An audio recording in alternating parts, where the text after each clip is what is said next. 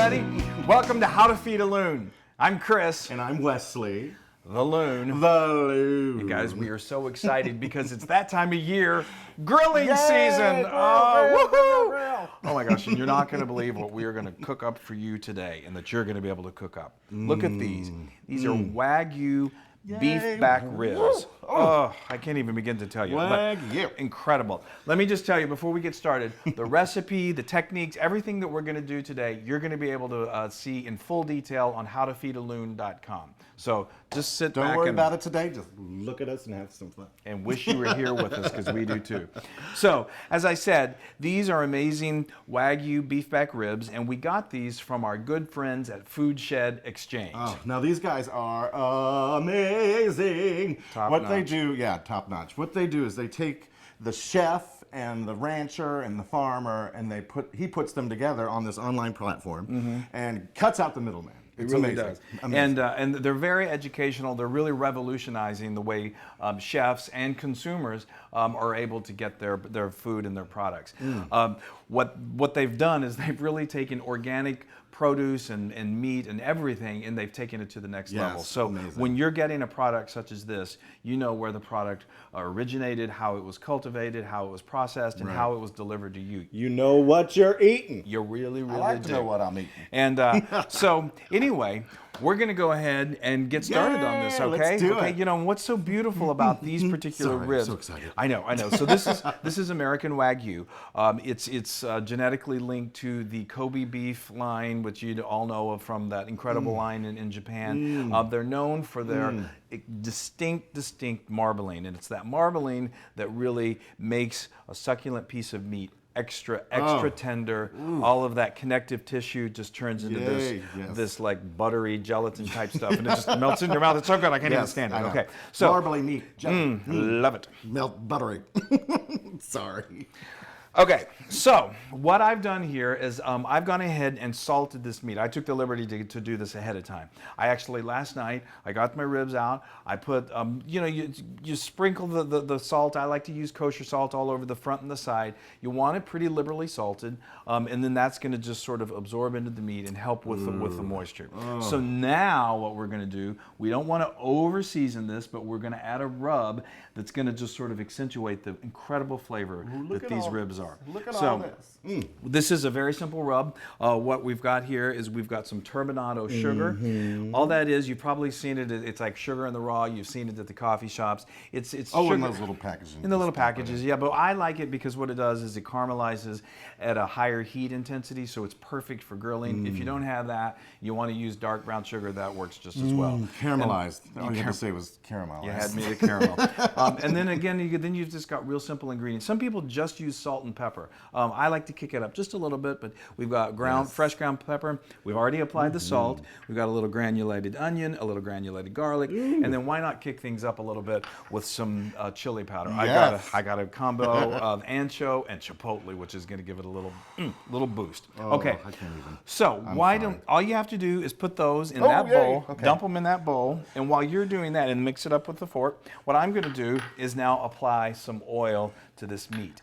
What this does, it doesn't, and I'm using vegetable oil because I don't want to use anything that's going to impart any flavor to the meat. But I'm just going to kind of rub that massaging it. You don't even have to really massage. You just want it to, get nice and, so it's on the meat. What this does is it really helps that wonderful rub the Loon is putting together right now. I can't believe you always make me do the stirring or the whisk. It's because you stir I so feel like, well. like when they wore those belts. Yeah. And you'd shake the fat right off. Yeah, you're really good at stirring things up.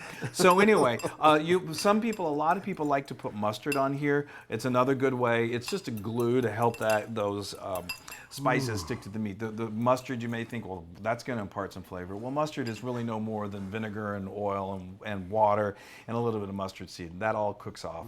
It just leaves behind the wonderful rub. I know, my hands. So that he brings up a very important point here. When you're, obviously you know this, but when you're dealing with raw meat, such as this is, you don't want to touch anything else with dirty hands because there's bacteria and you don't want to spread that and people get sick, and that really ruins a barbecue.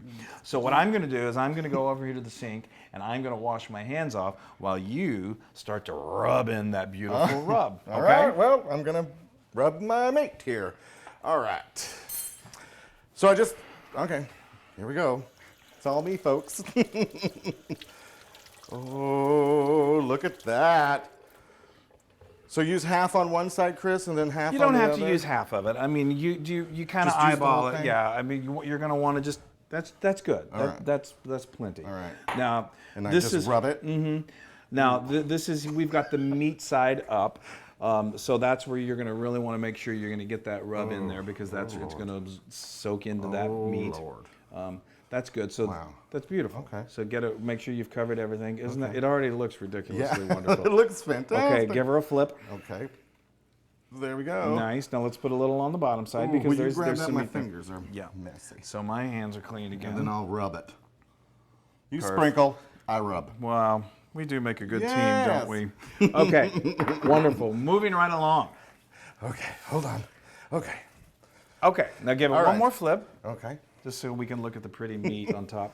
And okay, what that's going to do, that's going to now, we're getting close to grill time, but we really want the opportunity for those beautiful, why don't you go wash your Yes. hands? Yep, You I'll be should right go back. wash your hands. We want these spices to absorb into the meat, and that's going to just make it so much more flavorful.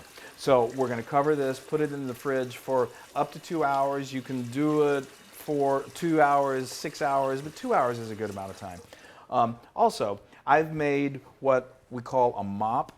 Some people don't use this. I like it just because it really helps keep the meat moist and flavorful while it's cooking. So we just are going to mop that on, and all it is, it's a combination of very simple of an acid like apple cider vinegar, equal parts of that. I put a little soy sauce in there, some vegetable oil, threw in a little garlic powder, kind of like what we had in the rub, a little pepper.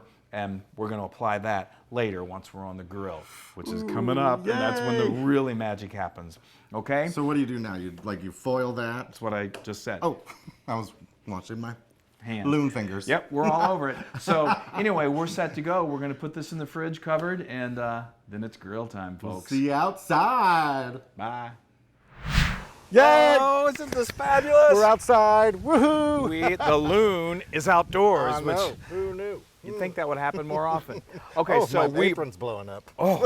Okay, so we're really, really excited because we're back here at our wonderful Kettle Weber Yay. grill, and we've got our Wagyu ribs that have now been on the grill for about an hour and a half. And that rub that you made? The rub, it's all in its slow cooking to beautiful perfection. Yes. So now, you remember a little earlier, I told you about that mop that we made. So it's now a time to apply the mop to these ribs. that looks good. Yeah, it's wonderful. It's got some vinegar. I use the apple cider vinegar. I love a little soy sauce, a little oil, and then throw a little garlic powder. So It's going to excited. blend with those other flavors within the rub, and all make it just that much more delicious, and the flavor profile is through the roof. Okay, Love it. so now it's real important what the Loon is about to do. Yes, He's going to very take his careful. Loon fingers, and he's going to pull this.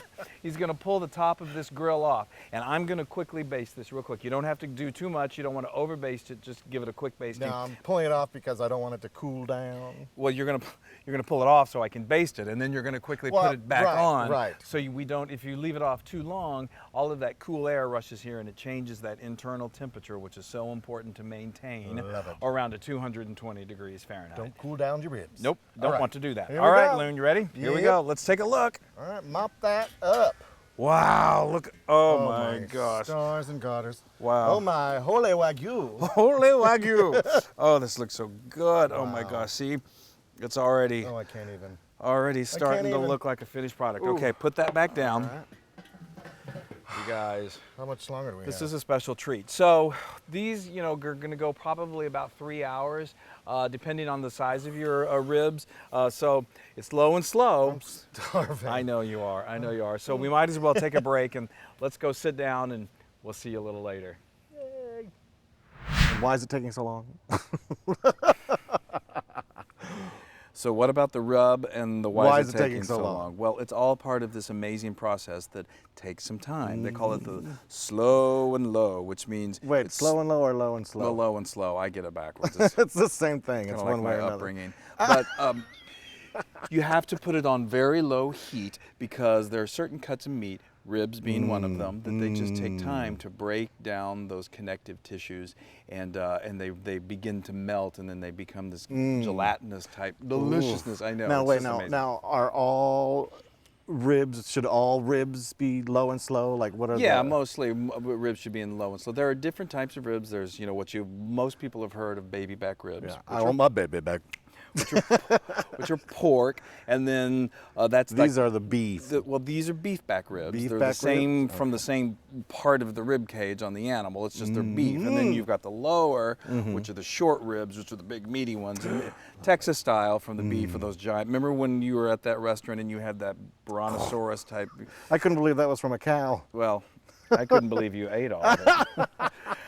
But anyway, so the whole process is you're using what's called indirect heat. It's a 2-zone indirect heat in the grill. And Right. That's why you have the things on the side. Yeah, you set the coals up on this side, and then you have a little water bath in the middle that keeps everything nice. Kind of like a sauna.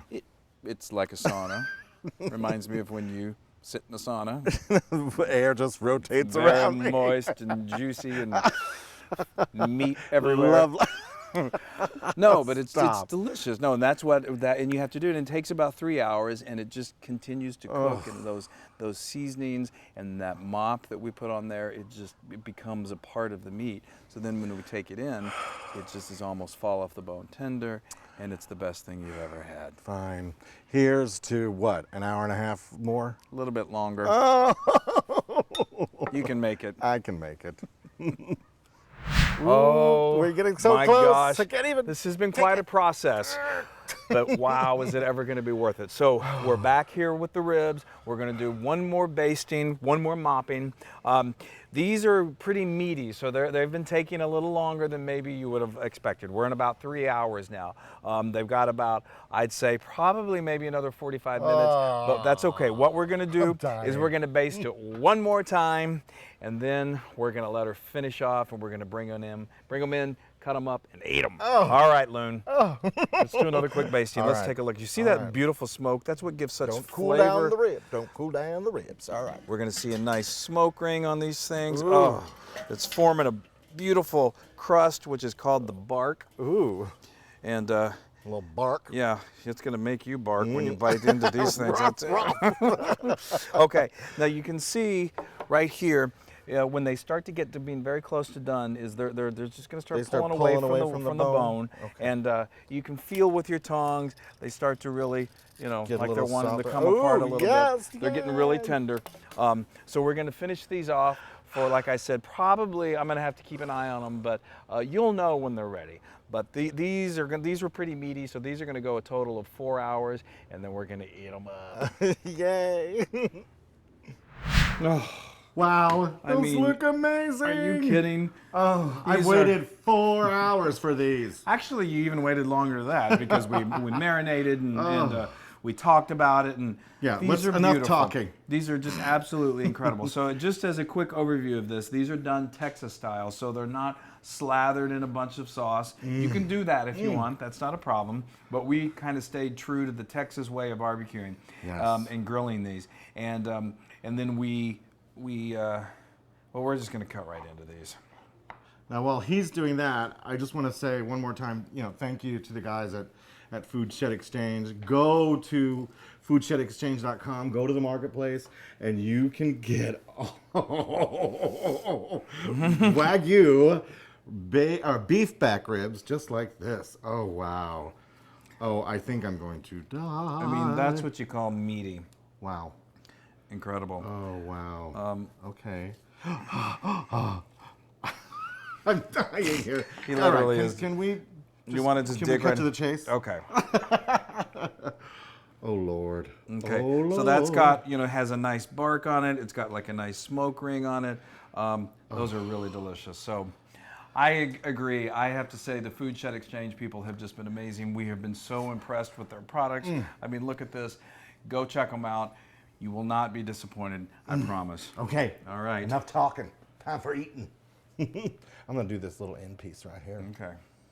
Oh, look at that. Oh Lord. Oh. Wow. Oh.